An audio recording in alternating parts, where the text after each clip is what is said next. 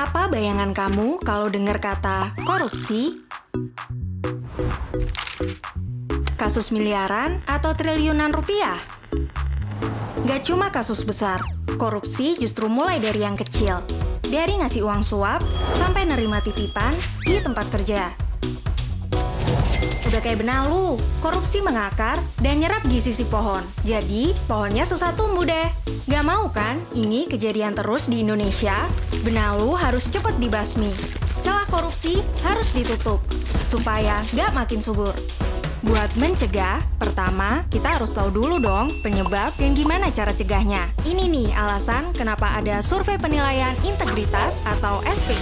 Lewat survei ini, kita bisa metain celah korupsi di berbagai instansi pemerintah. Ini dia, rumus buat hitung hasil survei.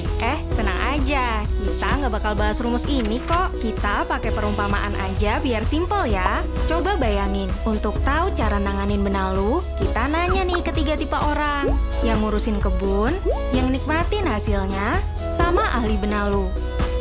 Pengurus kebun tahu apa yang terjadi di kebun, kayak pegawai Pemda yang tahu kondisi di instansinya. Kalau penikmat buah, bisa nilai kualitas dari buah yang dinikmati, kayak orang yang pernah ngurus perizinan atau pakai layanan publik. Terakhir, ahli benalu yang paham banget soal pohon dan benalu, kayak auditor yang biasa meriksa laporan keuangan.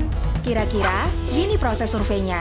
KPK kerja bareng unit pengawas di instansi pemerintah untuk ngumpulin data responden.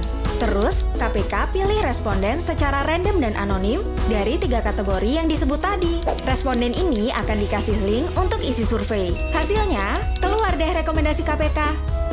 Contoh rekomendasi itu kayak pengawasan pada saat promosi jabatan atau ngeluarin izin, biar nggak ada yang masukin kepentingan pribadi. Terus nih, ada 7 aspek yang dinilai di survei, dari transparansi sampai sosialisasi anti korupsi. Tenang aja, semua data SPI yang diisi oleh responden itu dilindungi undang-undang, jadi rahasia dan aman.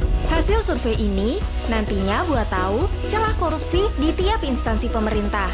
Dengan nutupin celahnya, percaya deh, perlahan kita bisa kurangin korupsi sampai nggak bersisa. Dengan begini, kita bisa merawat Indonesia untuk tumbuh dengan baik. Ingat, semua orang bisa jadi korban korupsi tanpa disadari. Tapi, semua juga bisa berperan untuk nutup peluang korupsi. Yuk, berani mengisi, habisi korupsi.